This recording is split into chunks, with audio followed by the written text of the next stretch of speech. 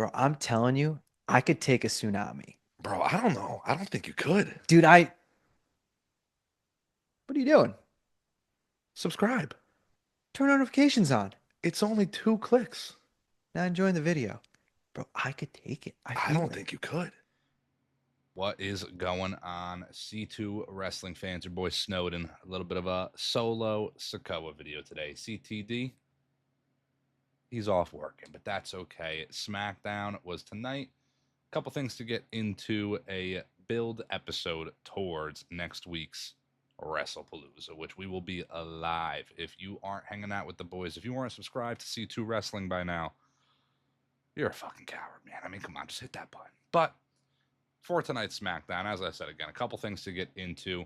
It is a bit of a build episode towards Wrestlepalooza, lacking some of the builds, if I'm being honest. You know, the show opens tonight with the Beast, Brock Lesnar. And now it was made official through social media.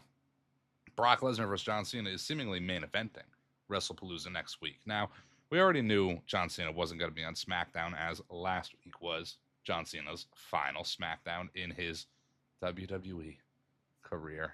So sad. But we knew it was just going to be Brock. So I didn't expect a whole lot.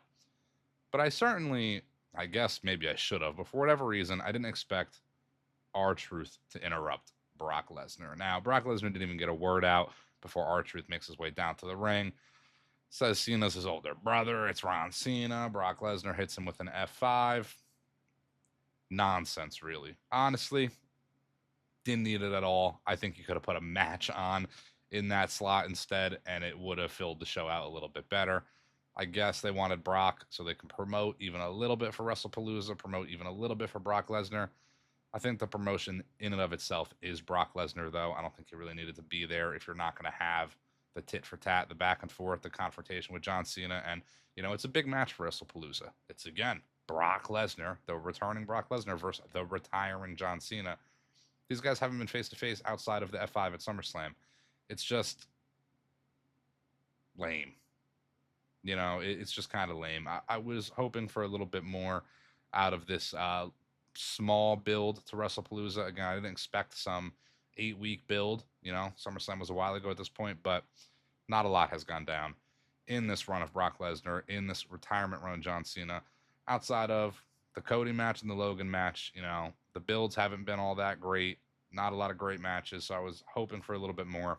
I hope the match at least holds up, but when it does come to matches, following the Brock Lesnar R-Truth segment, we did get a U.S. title open challenge. Sami Zayn defends the U.S. title against Rey Fenix. That is a great name to accept the open challenge from Sami Zayn. They had a backstage segment a little bit prior in which Sami Zayn pretty much said, "You got the match."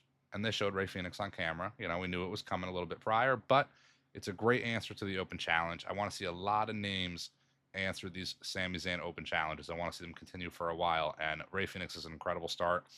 We all knew Sami Zayn was winning the match. You know, that's why Rey Fenix is a great name for it, though, because it gets him some time. It gets him a match on the card, show off his ability, his in-ring skills. Doesn't need to win the title, doesn't need to win a match. It's okay. That counter to the Blue Thunder Bomb, I mean, it doesn't really get better than that. It's probably one of the best counters to the Blue Thunder Bomb I've ever seen. I had a lot of fun with that match. I thought it was fantastic. Again, the point of it all, I want to see these open challenges continue with Sami Zayn.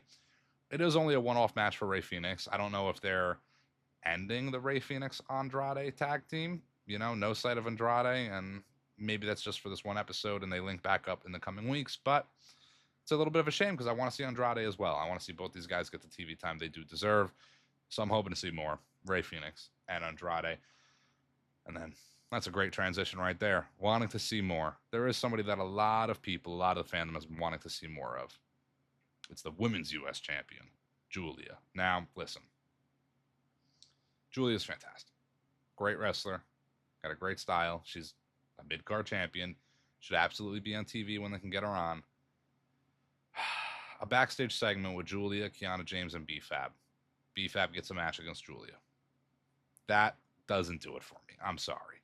The match ends up not even starting because Julia is attacking B-Fab, all this, Kiana James involved, and then Mishin makes the save. Mishin comes out, makes the save for B-Fab, essentially. So it looks like they're continuing Mishin and Julia, and maybe B-Fab is in the mix there. whatever. It just doesn't do it for me. You know, I get it. A lot of people want to see Julia. They want to see her on TV with the U.S. title. But when you got Charlotte and Alexa tied up in the tag titles, and then you got Chelsea Green pulling double duty with SmackDown and NXT, and then her and Alba Fire are also going towards the tag titles. They get a match next week versus the winners of the NXT Homecoming Women's Tag Title match. Piper Niven obviously in that group as well, but some injuries. So you know, Jade and Tiffy are going at it. Like, there's just all the women are mixed up in certain things that there's not really competitors right now. Yeah, they can make it work with some. There's Nikki Cross is still around. I get it. But they're not doing that. What they are doing just ain't doing it for me. I'm not going to lie. I can move on from the Julia B. Fat B. Shin feud. I like that. Let's get somebody new in there. Let's get something happening. Kiana James has been a great addition for Julia, but outside of that, U.S. title run just ain't clicking for me. I mentioned in that mix of the women's U.S. title that they can't go after Jade. They're not going towards Tiffy because Jade and Tiffy were going after each other tonight in a women's title match. And it was a fine match. You know, it was similar to what I got out of their SummerSlam match. The SummerSlam match was short, but a little short banger of a match. People wanted more out of it. I was fine with what we got. The SmackDown match, I maybe wanted a little bit more out of. You know, some spots that were a little off timing, and I don't know. I just expected more. For whatever reason, I didn't expect the double count out finish. Jade Cargill does not win. Tiffy does not win. It's a draw. And then Nia Jax comes running out. Nia Jax attacks both Jade Cargill and Tiffy, going towards the World Championship again, or the WWE Championship, I should say.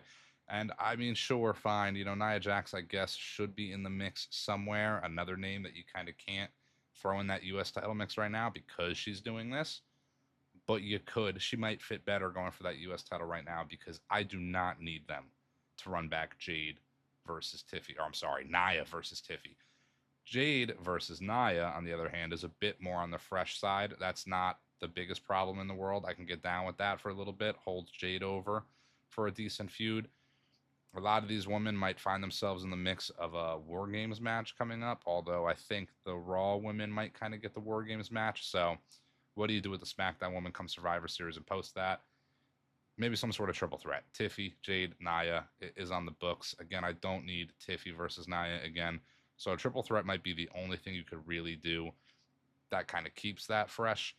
I kind of sighed when Nia came out because it is just, again, the women I just talked about. They're running back Misha and Julia. Now they're running back Nia, Tiffy. The Tiffy run needs to come to a close at this point. You know, they need to switch it up, get that title on somebody. Leads me to believe they have a plan. You know, maybe it's not Nia or Jade right now, but this is a holdover to whatever's to come for Tiffy and the WWE Women's Championship. So we'll see where they go. But SmackDown tonight did also have a lot of backstage video promos, a lot of I almost said Triple Mania, but a lot of Worlds Collide footage shooting. Rey Mysterio, Dom Mysterio, all the guys popping up. Triple H, Undertaker, Shawn Michaels. They're all going to be there for Worlds Collide. Looking forward to the Dom and the El Hijo de Vikingo title match. I'm hoping Dom can walk out double champion, but we'll get to that a little later on tonight. As for the vignettes backstage, a little backstage promos, we got Aleister Black, we got Solo Sikoa.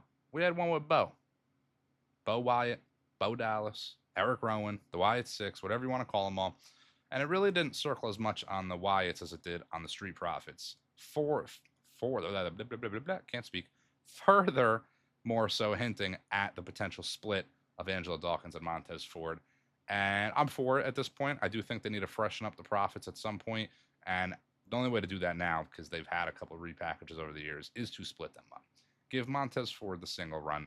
Give Angela Dawkins a single run. You know, a lot of people are kind of sleeping on Dawkins, but I think he could have some banger matchups. I think he's going to be the guy that maybe surprises some people. Montez Ford, his ability, his charisma, he's got all the potential in the world. They unfortunately didn't really strike when the iron was hot a few years ago with Montez. Hopefully they strike now. You know, hopefully he can kind of build back up to that level he was at only a few years ago on Monday Night Raw. They should have broke the Profits up back then, perhaps. Maybe they got some tag titles runs in from then to now, sure. But I think a Montez singles run is really what we're all waiting for. Like I had said, there was a couple backstage video promos for guys like Bo, Aleister, and Solo Sikoa, but we also had some backstage segments. Nick Aldis confronted by Chelsea Green and Alba Fire. They're getting a women's tag team title match coming up next week.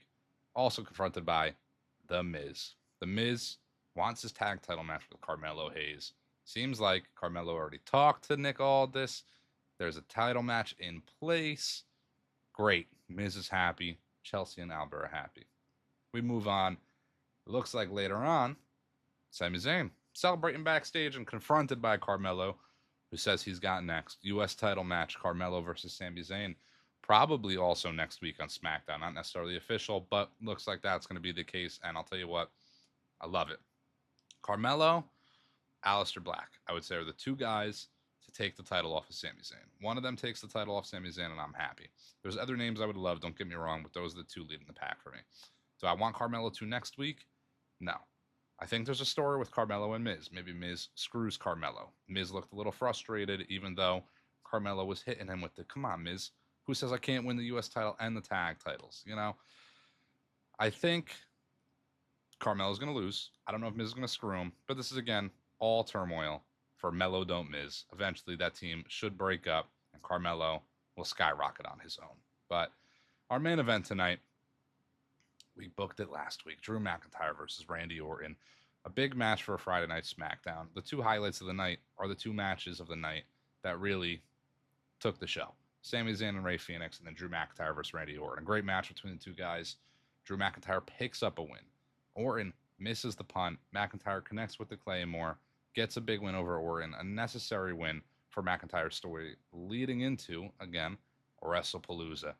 Post-match, though, running a little close on time here. Drew looks like he's about to punt Randy Orton himself, and they've been teasing the punt with Orton. It's going to connect eventually on the Orton heel turn. We'll get into that another time. But Orton doesn't get hit with his own move, doesn't get hit with the punt by Drew, because the returning Cody Rhodes shows up and makes the save for Randy Orton. Not only stops Drew, takes him out, but also makes it official. Cody Rhodes versus Drew McIntyre will take place at Wrestlepalooza next week as well. So we got a great card for Wrestlepalooza. It's going to be a blast. I'm looking very forward to all the matchups. Clash in Paris was spectacular, so I'm expecting nothing less for the first show on ESPN, Wrestlepalooza, first-time event for WWE. Cody Rhodes is back. Brock Lesnar is back. AJ Lee is back. There's a lot of great things to look forward to. As I look forward to the Mega Championship match tonight, Dominic Mysterio, I'm hoping, takes the belt off of Vikingo, like I said earlier. That show is running on in the background as I film this, so I'm going to get to watching Worlds Collide. You guys should get to subscribing to C2 Wrestling, because if you don't, you're a coward.